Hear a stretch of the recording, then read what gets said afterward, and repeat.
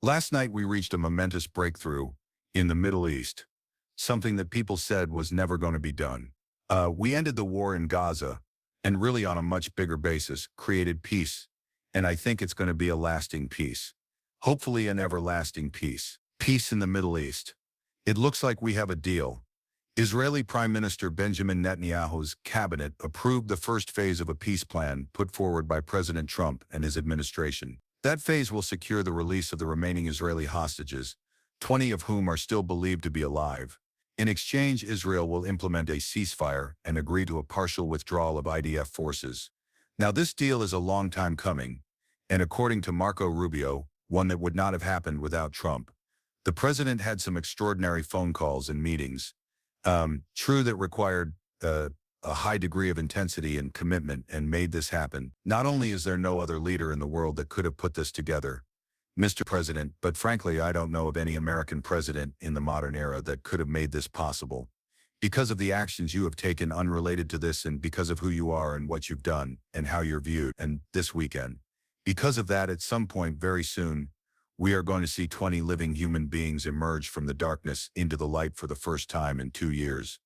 Trump plans on visiting the Middle East over the weekend in an effort to close the deal. The president says the hostages are expected to be set free shortly after, on Monday or Tuesday of next week. Back here at home, even some Democrats are giving Trump deserved credit for spearheading this deal. Pennsylvania Democrat Senator John Fetterman even taking it a step further on Fox on Thursday. I mean, if this sticks, I think that the whole point of having a Nobel Peace Prize is for ending wars and promoting peace. And I'm going to make a direct appeal to the president. You know, I hope he chooses to provide the tomahawks to the Ukrainians too and give them the tools that they need to push back against the Russia. And if he brings the Ukrainian war to its end, I will be the Democrat leading the committee for his Nobel Prize Peace for ending both of these terrible wars. But some are only cautiously optimistic. Israel and Hamas have only agreed to the first phase of the plan, not the entire thing. And UN Special Reporter and human rights expert Francesca Albanese says she just doesn't trust Israel to keep its end of the bargain, even accusing the country of breaking the ceasefire shortly after agreeing to it. She posted on X, quote, ceasefire. In Israel's dictionary, you cease a my fire, just hours after the deal. As in January, Israel shoots at Palestinians waiting to return home.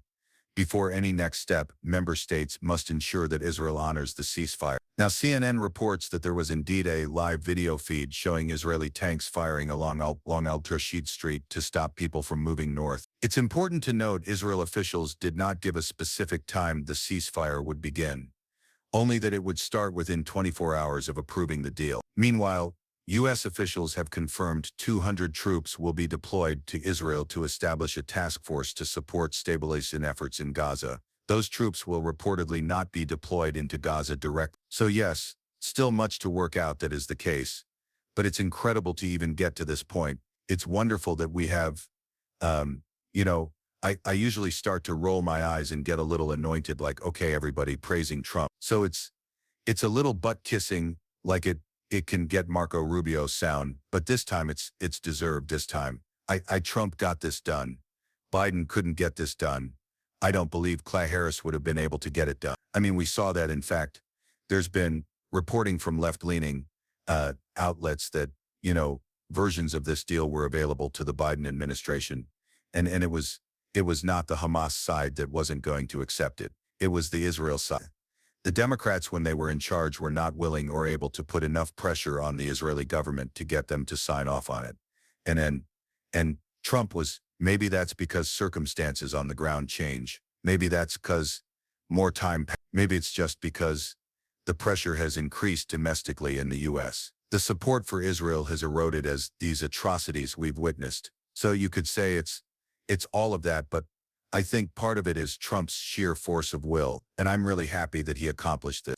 And I hope it's the beginning of a more lasting peace, and including self-governance for the Palestinians that is not under the direction of a terrorist group, and peace and prosperity for Jewish people, Muslim people, and everyone else in the region, which is what Trump wants.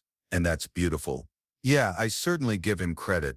I don't know if I will go as far as Marco Rubio because he was being a little dramatic, but it certainly deserves a level of credit. Now, I think that what has really been important to see for me, I saw a side-by-side video on News Nation this morning that had Palestinians celebrating in Gaza and also people in Israel celebrating, really happy because, there's 20 people that are going to come home. Both sides seem genuinely happy to see that. That's the first time we've seen that in 2 years. A genuine happiness. People are mourning missing family members. Some people are going to have the worst day of their lives when they return bodies home.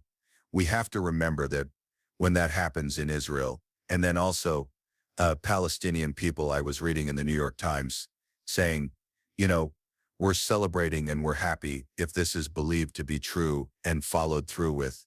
But we also don't understand anything. We still don't understand anything. Meaning, what's next? Where do we go from here? We can't go back to devastated home. We're talking about like people who were average middle-class people that had a place to live, living in tents, going back to their city, trying to figure out what's next for them, completely rebuilding their lives. Gaza is a complete, it's just all rubble. So I think I really would like to, now that we're here, and like I said, I'll give President Trump credit for this, see what the next steps look like and who will be monitoring that, from a high level to make sure that not only Benjamin Netanyahu, but everybody involved follows through with what the agreed plan is. And nobody goes rogue because it's so sensitive in that part of the world, in that region, and the tension is so high that there's certainly not a chance to sway in any way, but we'll see how it goes. Next up, the backlash continues over the NFL's decision to have Bad Bunny perform at the Super Bowl. Coming up,